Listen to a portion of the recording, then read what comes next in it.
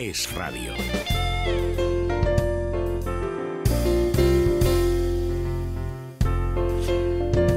Bueno, recordemos, Rosana, cómo pueden participar los oyentes también en este asunto, que es un asunto muy complicado. Los refugiados es solamente el final, es la cola de una serpiente muy larga, donde hay asuntos militares, políticos, religiosos, sociales, civiles, ideológicos, periodísticos. Porque hay incluso quien presume de que una foto puede cambiar la política de un país. Bueno, si una foto cambia la política de un país, ese país tiene una política muy desgraciada. Pero es que además no es así. Sucede simplemente que políticos oportunistas, sin criterio, se dejan llevar por lo que creen que es un movimiento de opinión antes de que se produzca la opinión, que es lo que está pasando en Europa. Pero en fin, sobre esto también hay opiniones y hay toda clase. Ayer hay varios artículos publicados, aparte del videoblog de Florentino Portero. Bienvenido. Muchas gracias, Federico. Normal que alguna mañana lo pillamos, difícil pillarlo madrugando, pero por la tarde lo que estamos haciendo análisis muy buenos, centrado en la cuestión demográfica como prueba de que esto no va a parar. No, el problema es cómo eso, que no va a parar, va a continuar. Gabriel Albiac, bienvenido. Muy buenos días, Federico. Gabriel escribe a menudo en ABC sobre estas cuestiones y sobre una cuestión en la que no se repara demasiado, y es sustancial, que es el choque cultural. Es decir, el choque de las culturas destruye a las sociedades. O sea, hay sociedades que culturalmente pueden absorber diferencias. Hay diferencias que no se dejan absorber por las sociedades. Y este es el gran problema. El problema del Islam en Europa, que es uno de los problemas, no es el único problema de esta cuestión, pero es el problema más grave. Sí, sobre todo si uno tiene en cuenta la variedad de Islam que está triunfando con el Estado Islámico. Naturalmente que la barbarie de la actitud en los países, pues realmente desde la revolución de Khomeini en Irán, la retracción de las libertades de las mujeres, por ejemplo, eso se ha convertido ya en una cuestión general, pero lo que está pasando en el Estado Islámico es el restablecimiento del esclavismo como norma coránica, y el restablecimiento tipificado, normativado. Es algo que hace unos años nos hubiera parecido inimaginable y que se está produciendo ya, que se ha producido ya. Bueno, en este artículo de la sociedad acobardada que publicaba Luis Herrero, La civilización acobardada, que define muy bien la situación europea, hace referencia a Orbán, el primer ministro húngaro, que hablaba en términos poco compasivos de la avalancha que se les viene encima.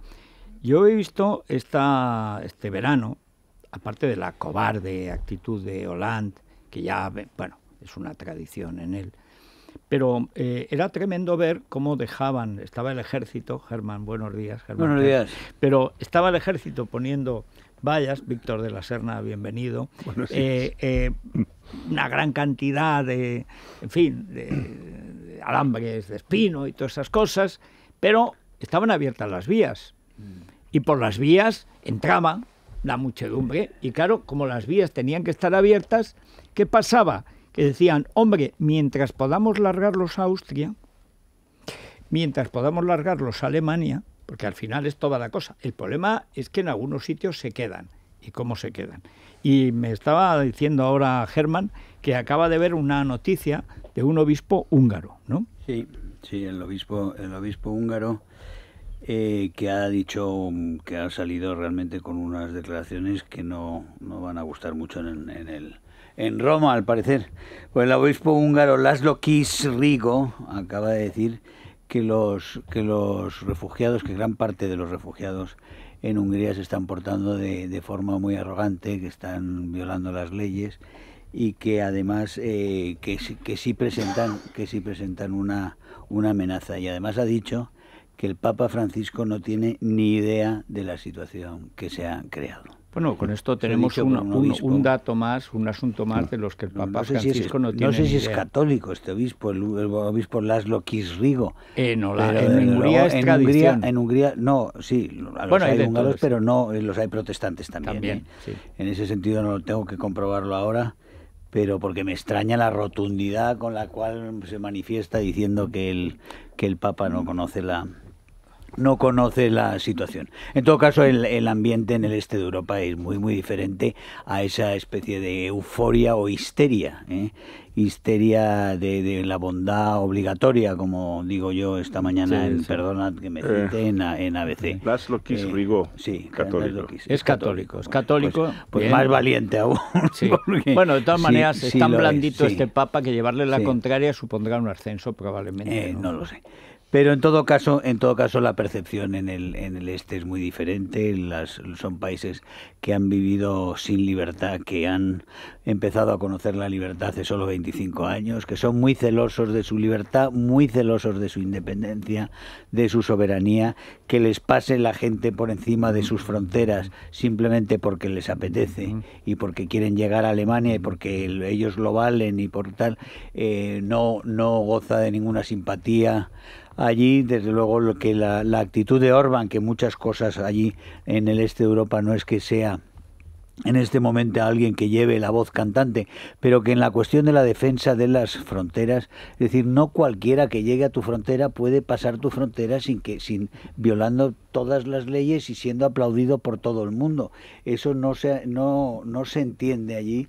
Y entonces marcar las fronteras, aunque hay unos puestos fronterizos por donde se puede pasar o se puede uno registrar, pero claro, se han tornado se han vuelto aquí las tornas, en el sentido que el Víctor Orbán quería que se cumplieran las leyes, las resoluciones, es decir, que cualquier inmigrante que llega a la Unión Europea se inscribe en el país por el que entra, es decir, en este caso era Grecia, y después se distribuye, o si no es Grecia, era Hungría, y se tiene que inscribir allí. Es decir, que se saltaran todas esas regulaciones, se aceptara que todos aquellos que se imponían haciendo manifestaciones o bloqueando o estando en las vías del tren, etcétera, etcétera, e impusieran su voluntad de irse a Alemania, traerá consigo que desde luego esas imágenes de éxito de los triunfantes llegando a Alemania. Les vi que había además un grupo de gente aplaudiendo en la estación de Alemania. En las estaciones en Múnich y en Frankfurt. Sí. Eso va a tener un eco inmenso porque esas imágenes van a hacer que se pongan en movimiento de verdad la gente que está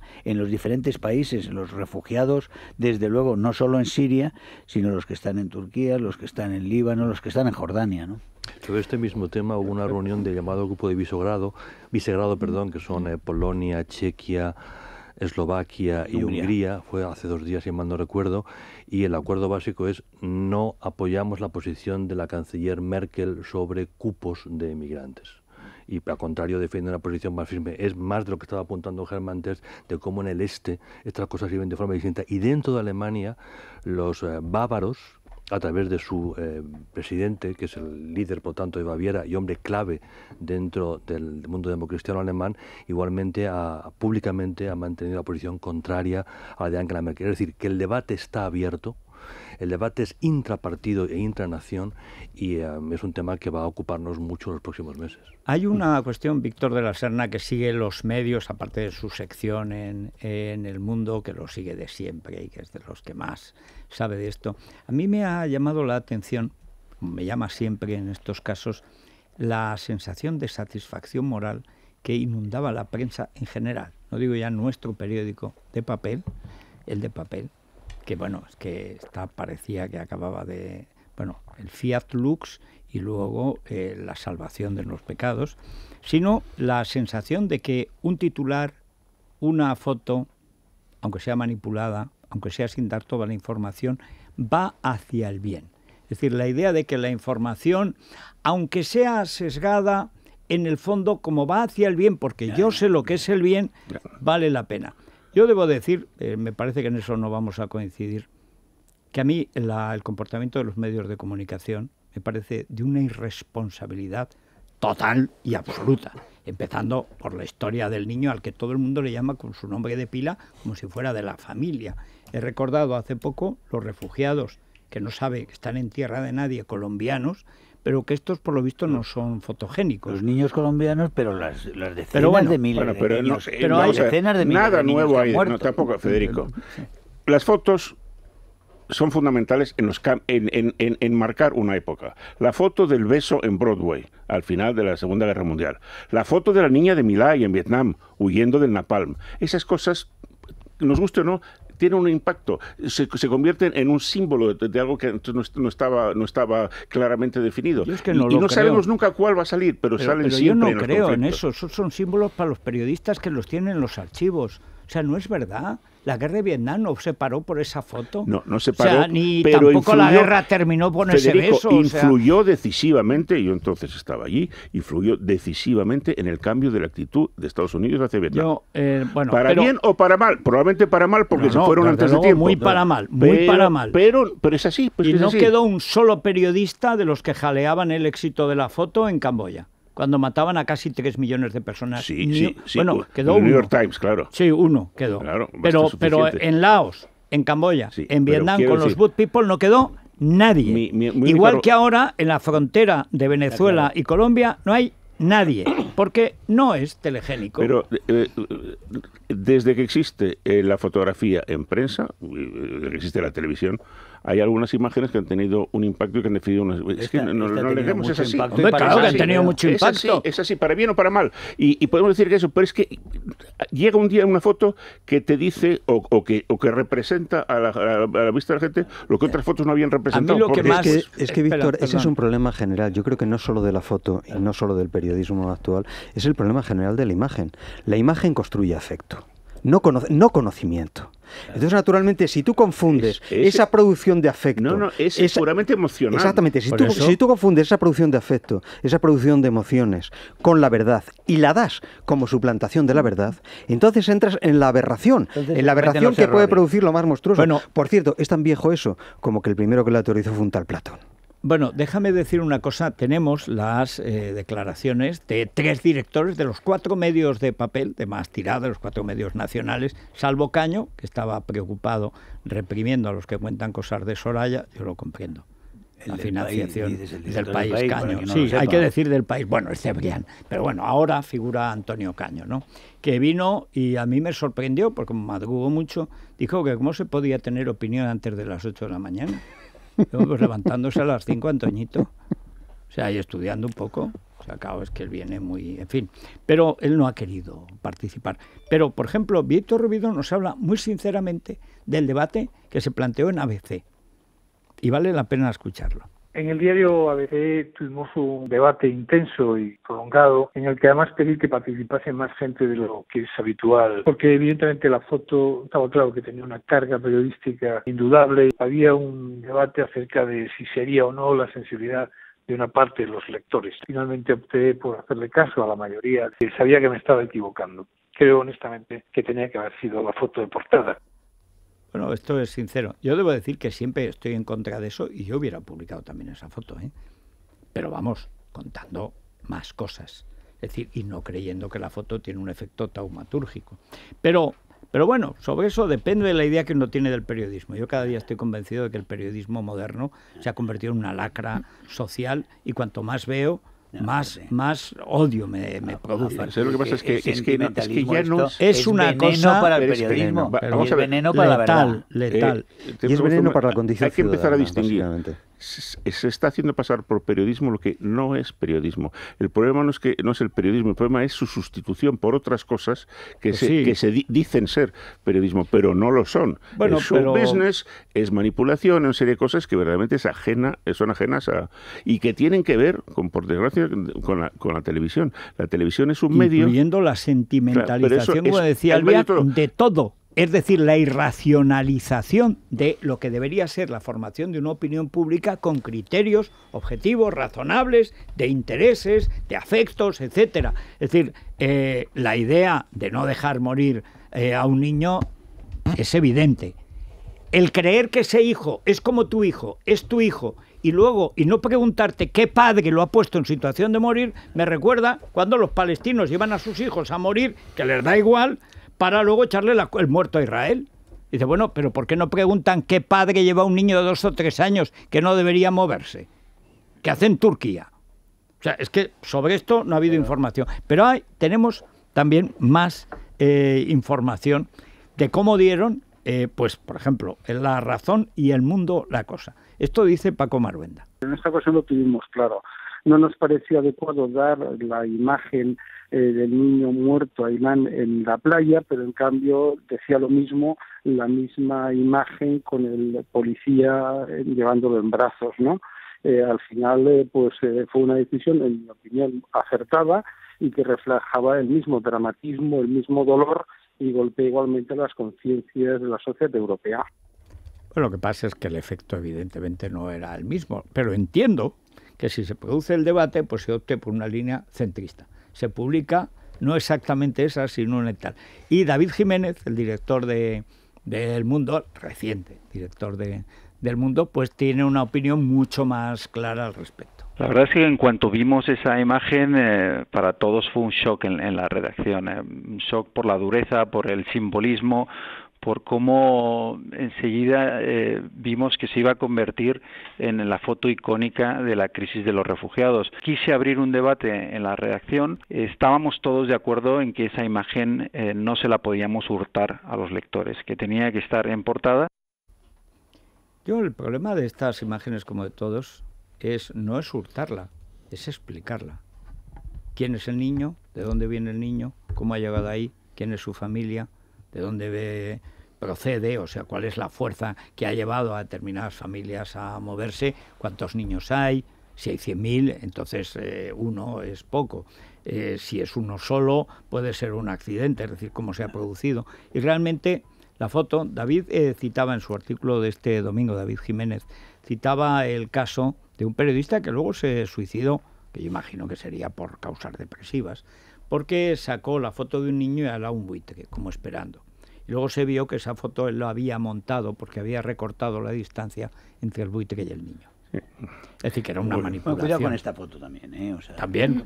No, si es que a mí esa foto me parece, en general, y ya recortada, pero recortada no hacía más que amplificar ese efecto. Dice, pero como en televisión, en la época del Leaf Aid, y eso dio lugar a un gran libro que hicieron Glucksmann y Botton de Silencio se mata, está en anagrama, todavía se puede encontrar, y si no en Iberlibro, que siguieron la ruta de ese dinero que consistió en que los rockeros del mundo de pronto descubrieron África. Y el Leaf Aid, y Ayuda a África, y Life África, y Venga Life, y Venga África. Bien, todo el dinero, porque lo recorrieron, todo el dinero acabó en armas para Mengistu y compañía, y ellos, y además lo siguieron, llevaban a los niños, a veces el mismo niño, con las mismas moscas de un sitio a otro, para que cuando les daban comida a la Cruz Roja, entonces los llevaban a otro sitio, porque claro, si comían ya no podían pedir más dinero, dinero que iba para armas en la guerra civil, tanto en Etiopía como en Eritrea.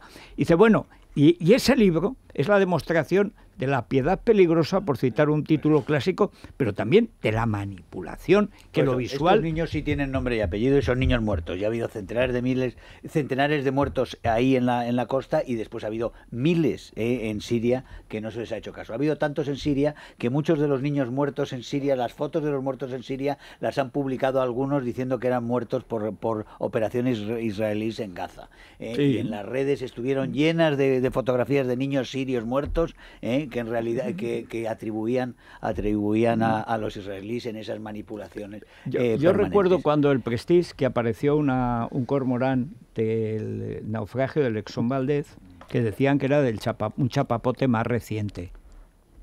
Y claro, ¿quién distingue una gaviota manchada de petróleo del año 80 del año 2000? Bueno, el problema es que es la misma gaviota, pero es mentira. Es decir, porque el propósito es manipular la opinión pública en un sentido determinado. El problema, don Federico, es la descontextualización. Descontextualizar el dolor es abrir el espacio, es abrir la ventana al obsceno directamente. Un dolor descontextualizado no es más que un espectáculo desplazado de obscenidad. El dolor es aquello que es preciso entender y que es preciso saber de dónde proviene y que es preciso saber cómo se gesta.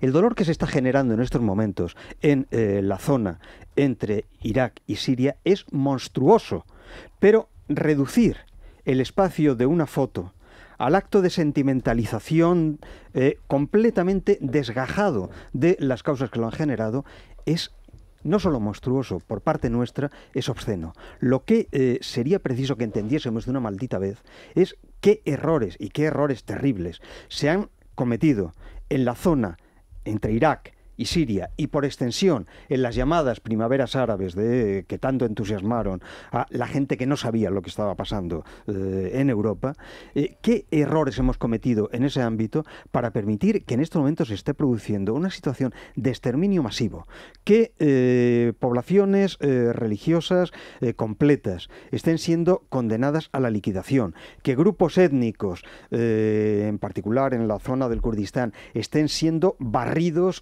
literalmente, que se esté generando la situación más de mayor caos humanitario de las últimas décadas, y que vamos a dejarnos de tonterías. Ha habido una responsabilidad militar grave por parte de un presidente de Estados Unidos que sacó las tropas de allí en el peor momento, y por parte de una Unión Europea que intervino en el norte de África de un modo absolutamente lamentable. Sobre todo Francia en Libia. Ahora, un momento, aquí hay que recordar una cosa que creo que es deber nuestro.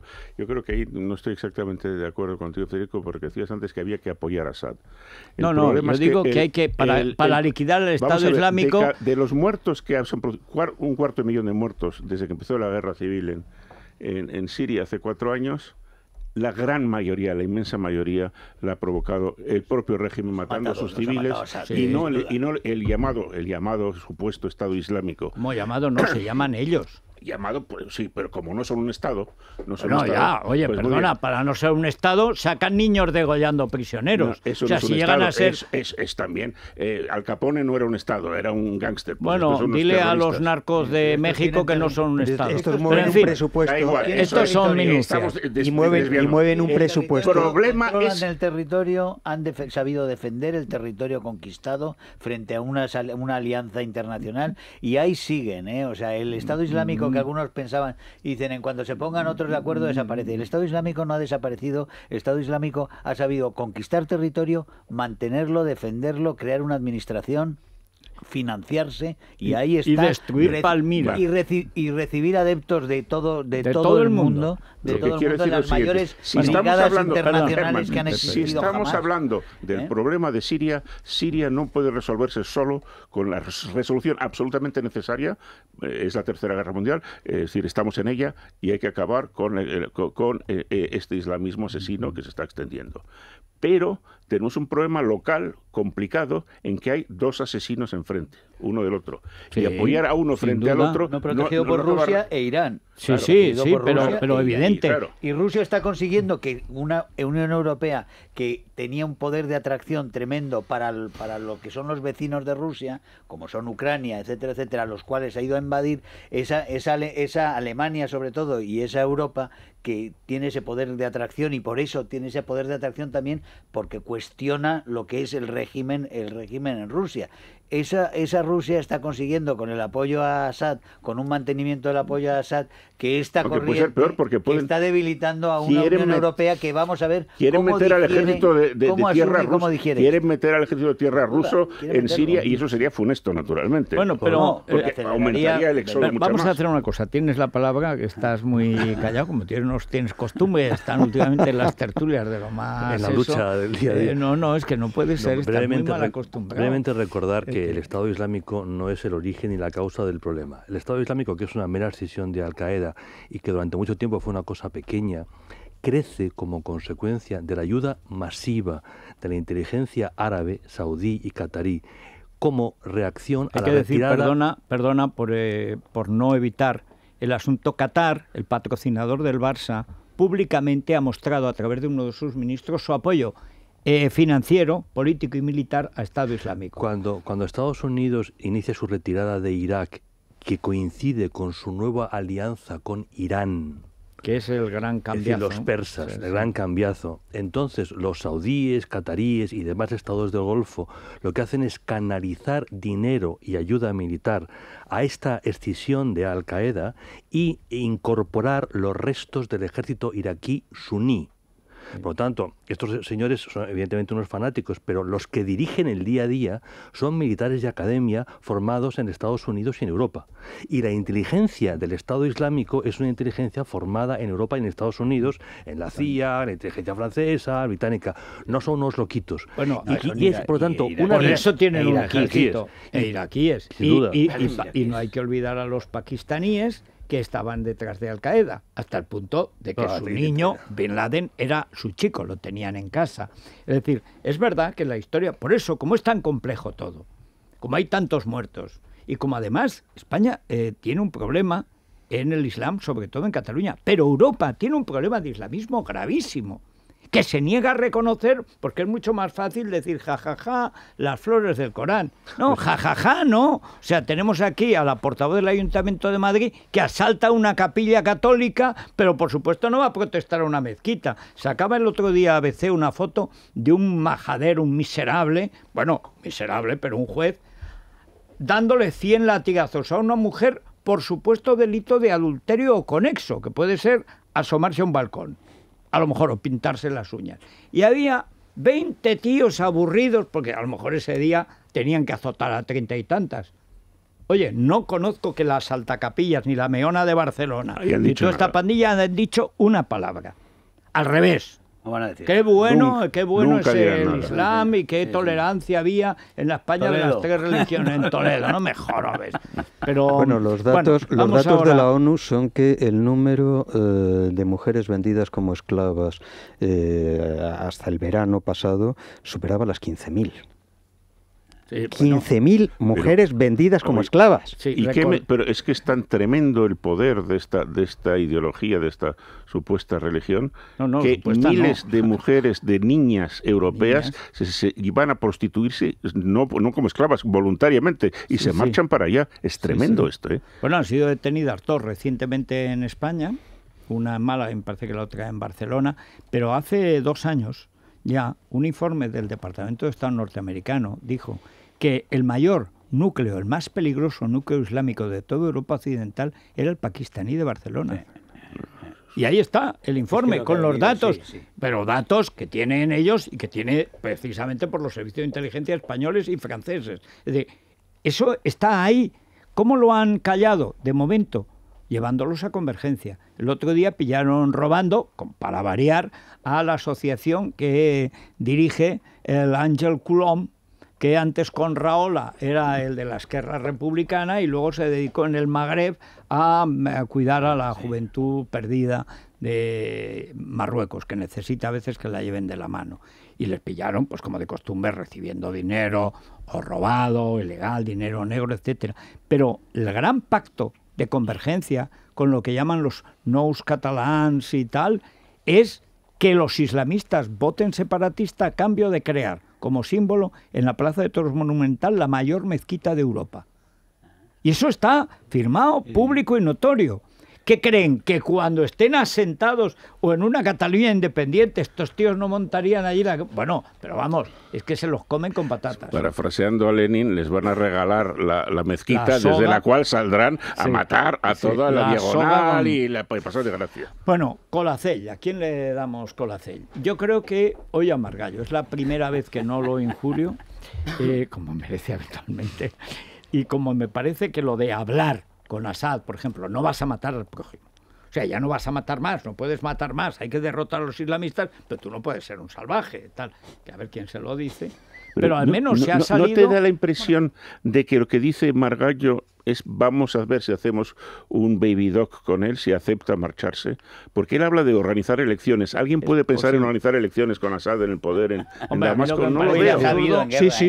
Ha sabido en guerra. Claro que se puede. ¿Hablamos de elecciones entre comillas o de elecciones? Bueno, tampoco en Siria creo yo que haya... Tampoco en tiempos de paz lo era. No eran muy elecciones. Le vamos a enviar a Margallo Colacell. Preguntan los oyentes a través de nuestro Twitter por la postura del gobierno español, por la del francés y por la del Reino Unido y por Estados Unidos también. Quiere que lo aclaréis en el debate. Pero bueno, Colacel, para Margallo, lo puede encontrar en su farmacia que agradece de mucho cuando le hacen un cariñito. O en Parafarmacia Mundo En cambio, Natural. a Méndez de Godó no le mandamos nada. Nada, que se vaya del gobierno. Bueno, debo decir que lo de Obama empezó con un discurso infecto en la Universidad del Cairo, tratando de blanquear el origen del islamismo criminal de los hermanos musulmanes. Nada más llegar. Es decir, que Barack, diciendo que Hussein Barack Obama hizo ahí, en su primera aparición pública importante, que es el discurso en la Universidad del Cairo, se acordó de Yakarta. Yo siempre había pensado que era una broma esto de la enseñanza del Islam en su mocedad. Desde luego a los hechos me remito, porque a mí esto de las creencias creo que ningún político o casi ninguno las tiene. Pero que Obama ha sido letal para Occidente y que el cambio de alianzas de los canallas de Arabia Saudí por los canallas de Irán es suicida. De hecho, están todos los generales estadounidenses suscribiendo manifiestos. Ha conseguido dividir al ejército americano.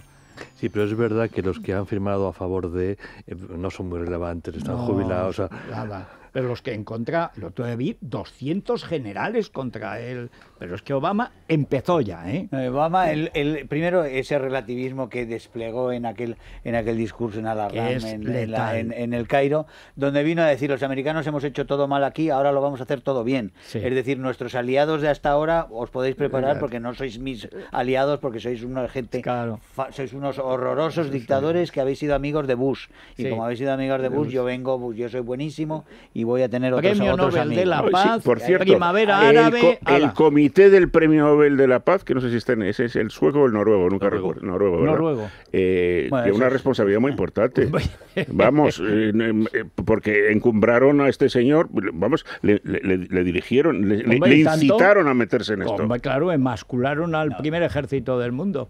Bueno, Elia, ¿y en el Corte Inglés qué tenemos? Tecnología y electrodomésticos, una lavadora, por ejemplo, Balay con clasificación energética A triple plus, 7 kilos de capacidad, 299 euros. Lo mejor es que lo puedes financiar hasta en 24 meses, es la nueva financiación del O sea, Corte es el momento Inglés. de Es abandonar ahora. esa lavadora que anda por el pasillo. Sí. Esa no, lavadora no. que se mueve, tú ves que en un momento va Hacia contra ti. Claro, hay un momento en que la lavadora abandona su cubil. Pero con el cariño que se le tiene, se le da palmadita. No, tú ves que ya no obedece. Descansa. O sea, es como Al-Qaeda, empezaron mujahidines y luego empezó.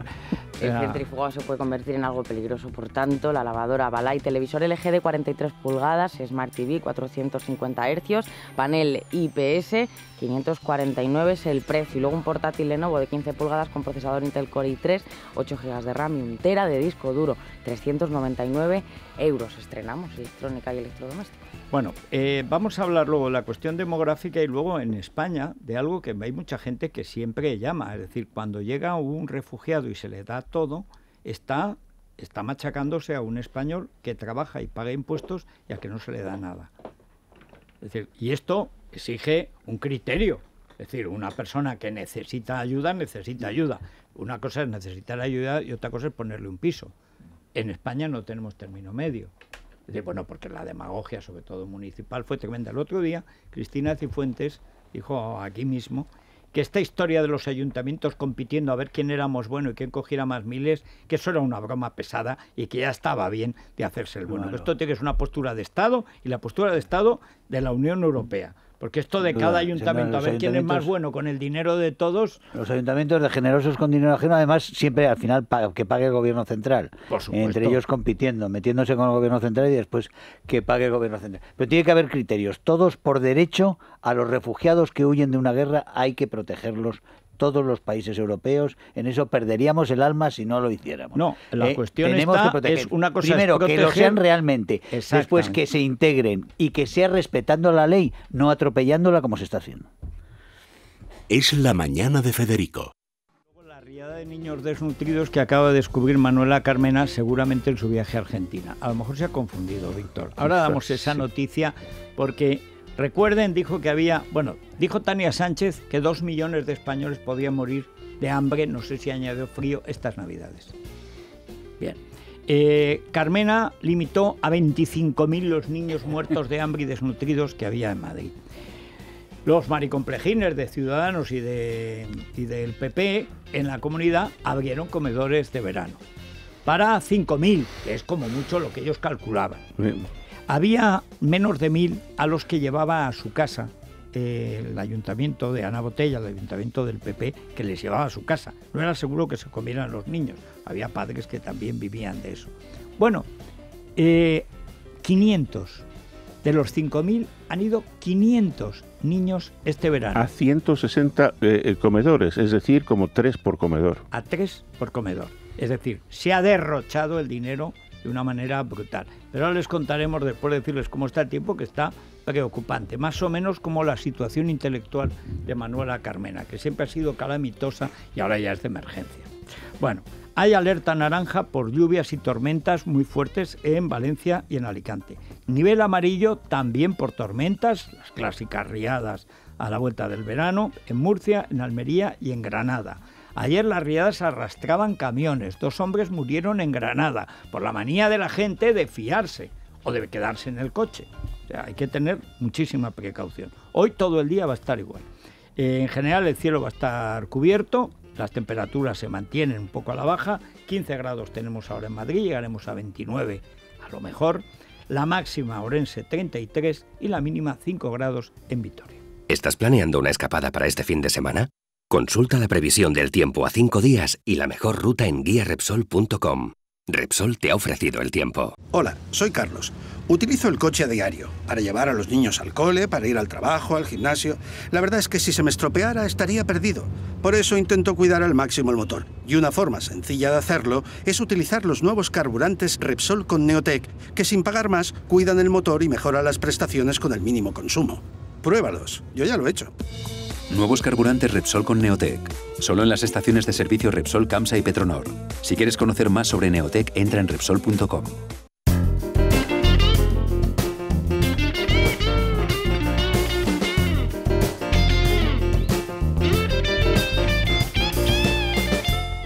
Bueno, ¿qué hace la gente que quiere ganarse la vida como abogado internacional, de negocios y tal? Dice, esto va a estar regular, si la riada intelectual de Carmena no mengua, tenemos que largarnos a Londres, como todos los franceses, en fin. ¿Qué hacen? ¿Cómo estudian? Bueno, pues ahora tienen una gran oportunidad porque el ISDE, Instituto Superior de Derecho y Economía, tiene un nuevo programa, doble título, grado en Derecho y máster en Abogacía Internacional, un programa muy completo con prácticas en los mejores despachos desde el primer año de carrera. Además, incluye estancias académicas en Columbia y Cambridge y, bueno, pues tenemos toda la información para inscripciones, programa de becas en el 91 126 51 80, 91 126 51 80 o en admisiones@isdegrado.com. ¿Y cómo está el parque?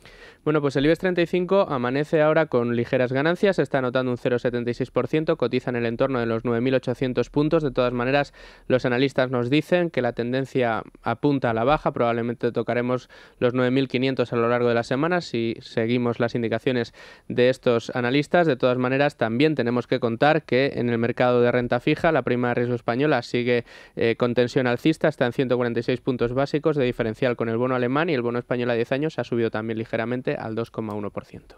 Bien, bueno, vamos ahora con una noticia que para los que piensan que a lo mejor en el pasado remoto hay alguna respuesta para los problemas futuros, o sea, ya dijo Chesterton que cuando se deja de creer en Dios se cree en cualquier cosa, pero la decadencia de la religión ha llevado a un aumento tal de todas las formas de espiritismo, ocultismo, magia y tal, que es una cosa verdaderamente pasmosa, pero en toda Europa.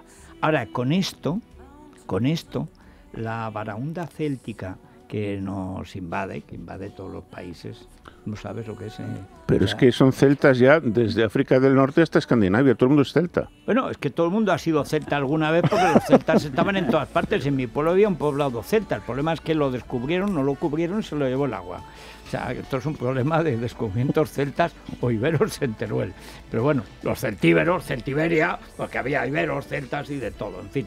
Bien, pero acaban de descubrir en ese círculo tan fotogénico de Stonehenge, han descubierto el super Superhenge. Así lo han bautizado, está a 3 kilómetros, como dices Federico, de Stonehenge, y se trata de unos 100 monolitos que de momento están todavía enterrados y que al igual que en Stonehenge están alineados.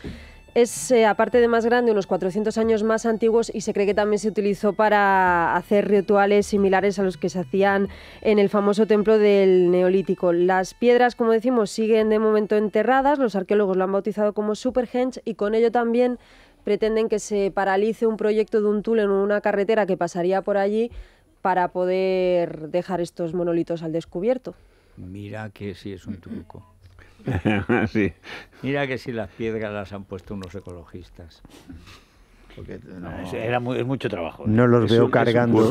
No los veo cargando con eso. 4 metros y medio de piedras. Y si los que tienen, pero siempre pensamos en el manguta verdoso, no. Piensa los que tienen posesiones que estropearía la carretera. O sea, un señor terrateniente que le van a jorobar la finca.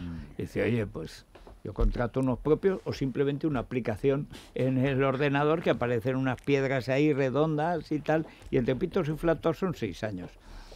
Que es que eso es lo que suele pasar en las burocracias. Bueno, antes de una pausa de los oyentes, vamos a recordar lo que ha sucedido con Manuela Carmena, que a pesar de que este verano se ha demostrado que solo 500 niños han ido a los hoteles, como decías, Víctor, a 3 por comedor abierto. La hambruna era brutal. Holodomor. Acabo de anunciar que ya tienen su recuento, no el de los anteriores. Tiene un recuento hecho, tiene un censo hecho y son 22.000. Son 22.000. Y entonces, pero habrán muerto este verano, porque claro, si este verano no han ido a comer a los comedores más que 500, esos 22.000 como muchos son 21.500. Había rumores es que se habían ido a la playa, pero en fin. Supongo que en su recuento serán 22.417. Que será de una precisión absoluta. Sin duda, sí, los recuentos de estas son muy precisos. Sí. Ahora, esto demuestra que los viajes a Argentina tienen un efecto letárgico en la zona del hemisferio, digamos, izquierda. Porque yo creo que no tiene otra zona. O derecha, que es por donde actúa la izquierda. En fin, porque si usted llama izquierda al peronismo, tenemos un problema. Es un nazigochismo, no sé. Es que rojipardismo, sí. El caso es que son antiliberales, antidemocráticos y rabiosamente ladrones. O sea, eso sí. Pues tuvo una semana, por cuenta de una empresa privada, para promocionar un disque libro. Bueno, como no sea un librillo de papel de fumar, yo no creo que Carmena haya escrito nunca nada.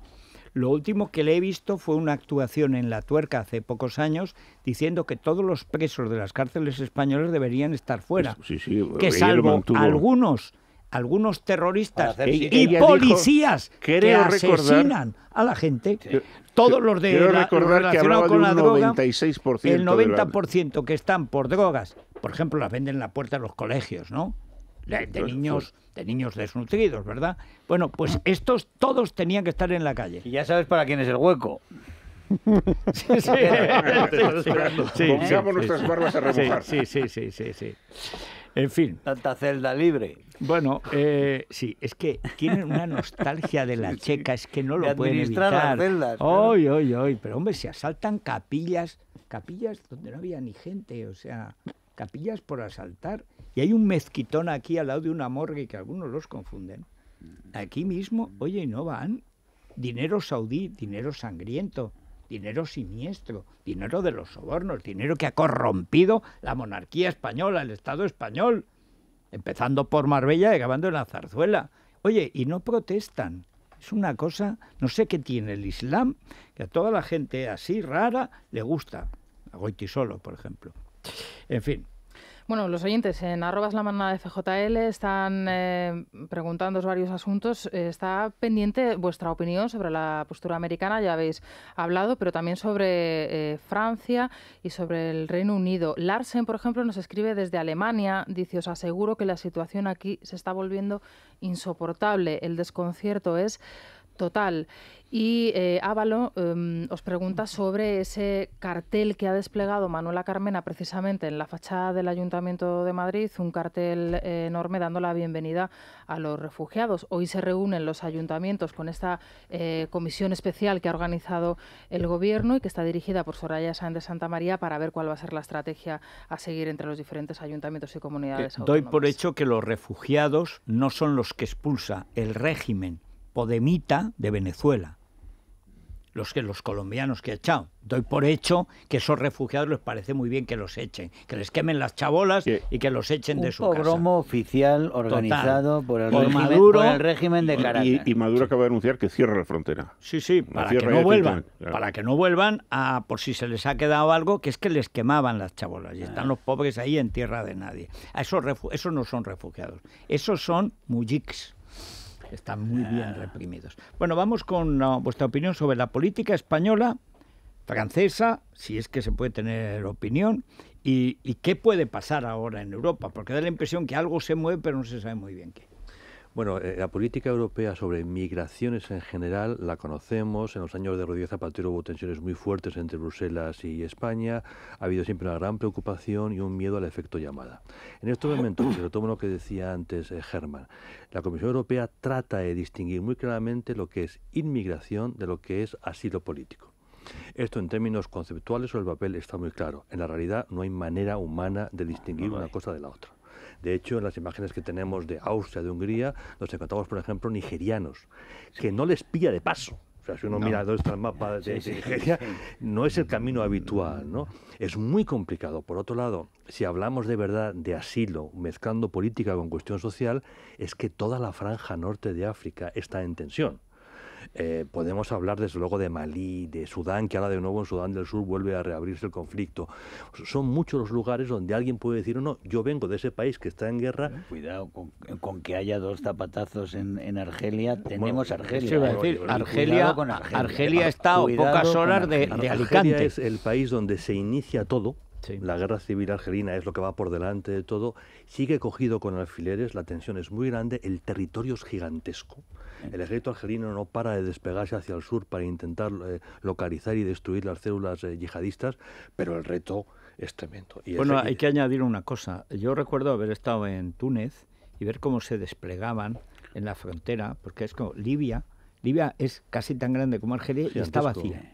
Está vacía. Entonces Libia ahora es un caos total y absoluto. Sí. Con lo cual, claro, Argelia ya puede vigilar sus fronteras. Es como cuando Marruecos vigilaba la frontera del Sahara, es igual. Claro, por Tinduf entraban igual. Es decir, no hay manera de vigilarlo. Argelia tiene dos nuevos problemas. Uno, la caída de los precios energéticos, porque son países que viven de una llave que se abre, y dos, que el tiempo ha ido corrompiendo más, si cabe, al ejército argelino y a la cúpula política argelina, y por lo tanto su credibilidad ante la población continúa bajando. Y cuando uno no cree en casi nada, vuelve a las raíces, y el islamismo está siempre dispuesto a ocupar esa posición. Hay que decir que en Marruecos han ganado los islamistas todas las grandes ciudades, todas, y además presentando a un tío simpático. Por supuesto son igual de islamistas y de radicales, pero no roban.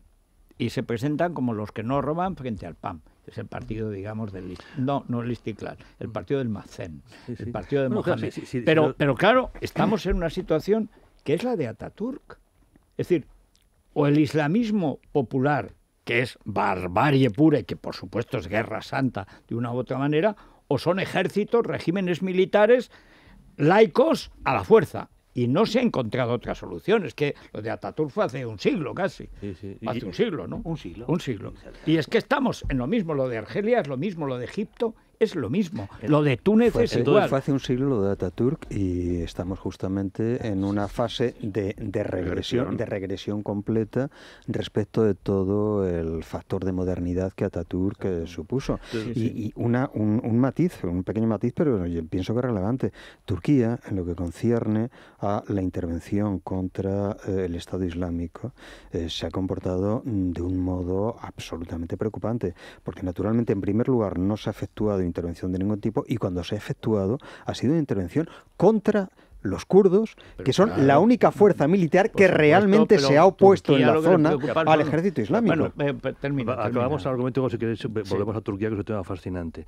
Entonces, en estos momentos lo que tenemos es una no política, una ausencia de política por parte de Bruselas, porque ese juego de distinguir una cosa con la otra no es ni mucho menos tan fácil. Ve que los propios gobiernos en cada país tienen enormes dificultades para fijar posición y están muy asustados, porque tontos no son ni mucho menos en Bruselas, ante un problema que va a crecer los próximos años.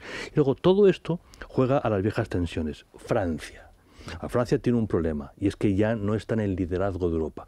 Nosotros, un poco veteranos, acostumbramos a oír hablar de la locomotora franco-alemana, el eje París-Bonn, el eje París-Berlín. Ese eje no existe, la locomotora no existe. Las diferencias entre París y Berlín son tan grandes que se separaron. Berlín ha impuesto, vía potencia, vía fuerza, su posición, y Francia está en enorme debilidad. Francia necesita aprovechar cualquier situación para demostrar que el liderazgo alemán es insuficiente. Y este es un caso más de los muchos que vamos encontrando. Como Alemania, por razones históricas, tiene dificultad para hacer política exterior, hacer política comercial, pero no... Sobre todo política militar. Es igual que Margallo. Constitucionalmente tiene vetado la creación de un ejército. Y políticamente tiene enormes dificultades para hacer uso de la fuerza. Entonces hacen como Margallo, política comercial únicamente. Bien, ahí es cuando Francia aprovecha la situación, incluso buscando siempre el entendimiento con el Reino Unido. Nosotros sí somos capaces. Pero claro, un día quieren atacar al gobierno sirio, al día siguiente la fuerza es total contrario. Es un caso de inconsistencia crónico, porque en el fondo ellos saben que su acción es irrelevante. A lo que están jugando es a política europea, es a tratar de hacer daño a Alemania. Claro, si en estos casos nos dividimos en vez de unirnos, si somos incapaces de fijar posición, eso inmediatamente la población lo nota. Y lo notan los creadores de opinión. El problema, en mi opinión, de fondo, es que no hay ninguna solución a largo plazo si no atacamos la raíz del problema. Y la raíz del problema implica y los drones y los bombardeos no acaban con el Estado Islámico. Hay que volver a una guerra convencional, es esta guerra mundial que estamos, una guerra convencional contra el Estado Islámico y de paso a lo mejor contra estos regímenes asesinos que tenemos para eso. Y en este momento nadie está dispuesto, salvo el señor Putin, que mira qué gracia, a poner tropas en el suelo. Bueno, es una cosa, imagino que para quitarse... Bueno, imagínate si toda la mafia que manda en Moscú y en las grandes ciudades fuera a la guerra.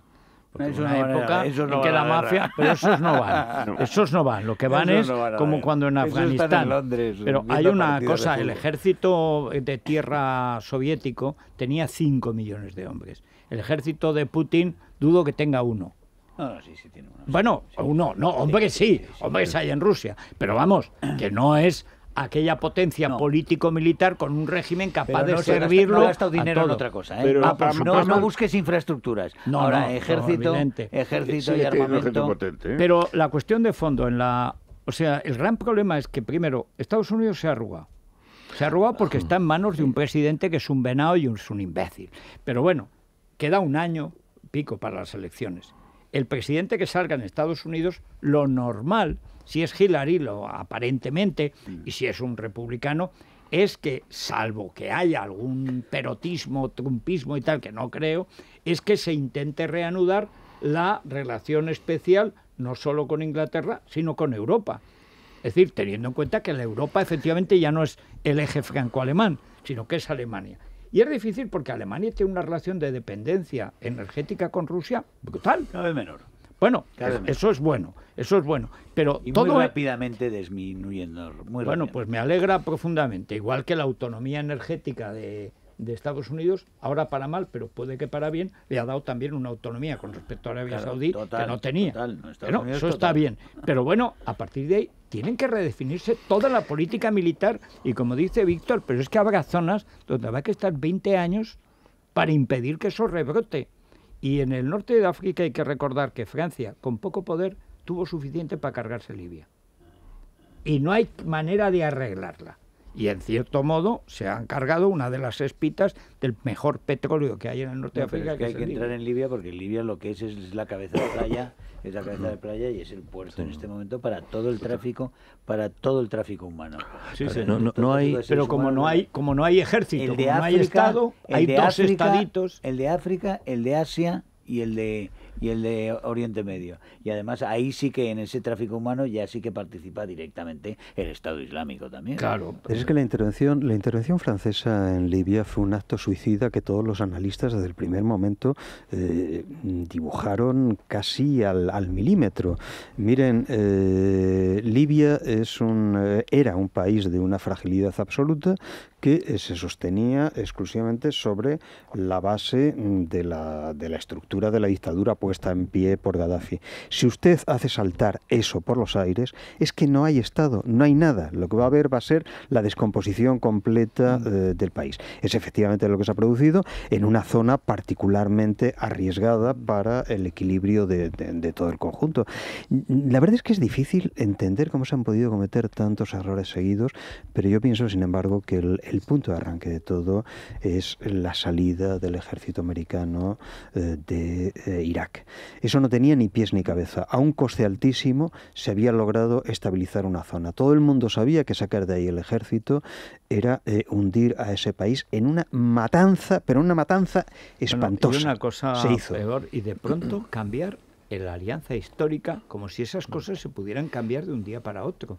Claro, solamente un aficionado, un venao fatuo como Obama, cree que puedes cambiar todos tus aliados estratégicos de la época. Recuerda cuando Carter abandonó el SA, que es uno de los momentos más ignominiosos de la política exterior americana. Es probablemente el precedente más cuando, claro por de la cierto, política los franceses fletaron a Khomeini y lo llevaron como si fuera, vamos, ni el Papa Urbi et Orbi. Bueno, pero en fin. ¿Por dónde van los oyentes? Haremos una pausa y iremos ya con las preguntas concretas de los oyentes. Los oyentes preguntan sobre la inacción de Estados Unidos y Europa y también tienen dudas sobre el reparto de refugiados. No entienden muy bien por qué solamente se está hablando de 4 países, como mucho, cuando hay muchos más que conforman Europa, y temen también que entre esos refugiados se puedan colar, digamos, terroristas. Bueno, hay algunas imágenes del género que viene, que hay infiltrados, tal, que sean pocos. Bueno, es que para montar una estructura terrorista hace falta muy poca gente. Lo que hace falta es bases y decisión. El tío del Kalashnikov tenía una célula de 3-4 personas. Suficiente para, si no están esos 3 americanos de vacaciones y de paisano, porque de uniforme no hubieran podido intervenir. Hombre, espero que lo hubieran hecho, ¿no? Pero encima los hubieran multado los obamitas. Pero si no, hubiera podido matar a 100 personas, a 200. Es decir, y una persona con un Kalashnikov. Es decir, el terrorismo en una sociedad moderna es muy fácil. Y basta con que te cuelen a 20 tíos para tener aquí un follón monumental, ¿no? Bueno, aquí y en todas partes. Bueno, una pausa, entramos y nos cuentas también lo que nos van contando también en Internet. Es la mañana. Es radio.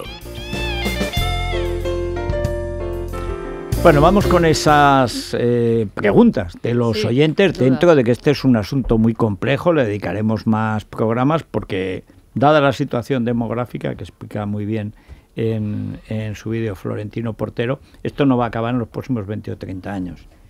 Los oyentes, en cualquier caso, echan de menos mandatarios de otras épocas, critican mucho el liderazgo que estamos viendo ahora mismo, la falta de liderazgo más bien en Europa y Estados Unidos. El 98% de los refugiados que vienen a Europa son musulmanes, porque estos señores no van a estos países ricos musulmanes como Arabia Saudita, Qatar, Emiratos Árabes, Dubái, Bahrein, porque quieren venir a Europa y no van allí. ¿Por qué Europa es la única responsable de este asunto de los refugiados? ¿Es que tenemos alguna deuda pendiente con este país o con estos países? ¿Por qué ni Arabia Saudí, ni Qatar, ni Brunei, ni Kuwait o Emiratos Árabes, países todos ellos muy ricos y fronterizos con Siria, no han acogido ni a un solo refugiado y ninguno de ellos ha pedido ir allí? ¿Ven ustedes cómo el de Estados Unidos no tiene narices para nada? ¿Por qué no han parado estas guerras? Sitios que además de huir la gente, matan a la gente a saco. Lo que está pasando en Europa es una bomba de relojería, pero es por la cobardía de los gobiernos europeos, que no se atreven a actuar y están esperando a que Estados Unidos les saque las castañas del fuego. ¿Alguno ha pensado de que en Siria, Afganistán e Irak manda el Estado Islámico? ¿Alguno ha pensado de que nos pueden estar colando locos como lo del Charlie en Francia? Yo creo que nos están metiendo miles de yihadistas y el problema lo vamos a tener cuando tengamos un alzamiento dentro de nuestras fronteras. ¿Qué falta nos hace ahora que estuviera el Reagan y la Thatcher? Enseguida se acababa el problema de Siria.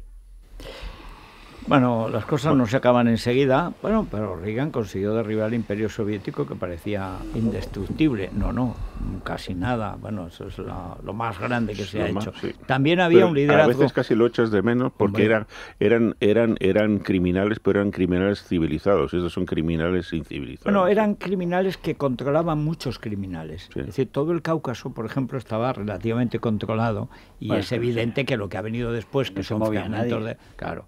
Entonces ahora como se mueven, hay que ver cuando se mueven la que mueven. Mira que los chechenos son pocos y mira que dan murga, o sea, los chechenos en Chechenia y en Moscú. O sea, bueno, quiero decir que es que un pequeño país o un pequeño grupo decidido a una cosa políticamente, no digamos ya si encima vas al paraíso y tienes no sé cuántas uríes, vírgenes y con otras incomodidades. El propio Putin los tiene que tener contentos, Cuidado. Sí, sí, claro, es que tiene los muchos, chechenos son fundamentales. En el tinglado del Estado Islámico los chechenos son fundamentales, son los más valientes y los más salvajes, claro. En fin, la verdad es que esto está... Pero hay una cosa clara, es decir, Merkel ha cogido el liderazgo en este momento, en un momento de crisis absoluta, lo ha convertido en gran parte en un problema alemán, lo que era un problema europeo. Todos quieren ir a Alemania, y lo que ha intentado es dirigir esto para que no se le divida tampoco el país. Vamos a ver si le sale, porque es un juego de alto riesgo el que toma Merkel. Merkel que nunca ha asumido riesgos, siempre ha sido una mujer de mucho control en sus pasos políticos. En general asume aquí un riesgo enorme. Hoy ha dicho el vicecanciller que Alemania asume la entrada que asumirá fácilmente la entrada en los próximos muchos años de 500.000 anual de inmigrantes. 500.000 ha dicho el vicecanciller. Van a ser muchos más y el problema es que cuando dices 500.000 se te cuelan dos. Sí, y las cuotas no van a funcionar porque va a haber gran parte de Europa que se va a resistir fundamentalmente a las cuotas. Y desde luego el centro y el este de Europa va a ser el caso. Hay que recordar solo una cosa, cómo cayó Alemania del Este. O sea, cayó por Hungría, por la frontera de Hungría. Es decir, hay fronteras que no se pueden vigilar, sobre todo cuando hay movimientos masivos de población. Yo creo que Alemania se está equivocando totalmente. Ojalá Alemania tuviera un liderazgo político y militar, lo logre controlar. Pero creo que es imposible, porque viendo Hungría, viendo Austria, dice, con que Alemania pasen. Y como quieren Alemania, oye, porque es verdad, por supuesto, a Kuwait no va nadie. A Qatar, fíjate que les darían camisetas del Barça. Oye, no lo reciben. Pero Qatar, ahí los echan. Los obreros del Mundial de Fútbol han muerto a centenares por las condiciones en las cuales viven y trabajan. Por el amor de Dios, aquí es un escándalo. Cuando hablamos de Angela Merkel hay que recordar que es un gobierno de coalición. O sea, que la señora Angela Merkel no dice lo que ella quiere, ni siquiera lo que su partido. De hecho, estas medidas tienen más apoyo en el Partido Socialdemócrata que en su propio partido. Esas tensiones son muy complicadas de gestionar. Y por otro lado hay una cuestión de realismo. Si no podemos detenerlos, más vale que acordemos repartirlos. Pero el problema es que nadie quiere repartirlos. Dile a Austria que se quede. No se van a quedar y vienen por el este. Y dile a Francia, ya verás Francia cómo coopera por aquí. El problema solo puede resolverse sobre el territorio mismo de Irak y Siria, y mientras realmente Europa tenga la incapacidad militar que tiene en estos momentos, está completamente vendida. Tiene desde el año 45. O es Estados Unidos o no es nadie. Y ahora mismo no es nadie. Bueno, Aegon. Aegon Salud, Federico. Y además, atención con seguro dental gratuito. Esto para Méndez de Godó, antes de Frankfurt y antes de Vigo. O sea, Méndez de Godó, para que sonría. Cuando vaya a Barcelona, para que sonría. Tiene fácil emocionarse, además, con 30.000 médicos a su disposición. Y además, un tío que se emociona con Piqué, es que se emociona muy fácilmente. Y con ese seguro dental gratuito, pues va a poder mostrar esa sonrisa excepcional. Puede llamar ya de forma gratuita para conseguir ese seguro de salud Aegon al 900-177-177. Atención, 900-177-177. Aquí como tenemos una boca que podemos enseñar, porque todos tenemos nuestro seguro de salud Aegon, pues claro, así nos reímos. El Corte Inglés. El Corte Inglés, venga, vamos. Actimel Natural. Decía la que hubiera sido una gran ministra de Asuntos Exteriores, Isabel Pantoja. Dientes. Efectivamente, eso decía. Que cuando vean que estás jorobado, tú dientes. Tenemos el Actimel Natural, el pack de 6, o Provital Natural, el pack de 5, 2,99 en el supermercado del Corte Inglés. La segunda unidad tiene un 50% de descuento y entonces, bueno, pues te sale por 1,50. Más cositas, leche President, el litro de entera semidesnatada o desnatada, €1, 3x2. Si compras 3, la segunda 0,67, la leche es que está baratísima. La leche es que es la leche. Y patrocinamos al equipo olímpico español. Me alegra. Bueno, son las 10, pero vamos a adelantarles algo en la crónica rosa. Isabel González, buenos días. Contador puesto a cero ya desde hace varios días, esa fiesta de porcelanos en Nueva York, y ya hay una foto que colgaba ayer una periodista. Luis Herrero ha llegado ya a Nueva York. No, Luis es que salía hoy. Luis sigue en el puente aéreo. Pero los que viajan en el avión, pues como tú dices, han sacado el teléfono móvil y están liándose a tirar imágenes. Ya hay una de la periodista de Telecinco, Pilar García Granja, que coincidía con ellos en el avión, y además Pregler está muy cariñosa con el Nobel, o por lo menos le está diciendo algo al oído. Esa es la sensación que da.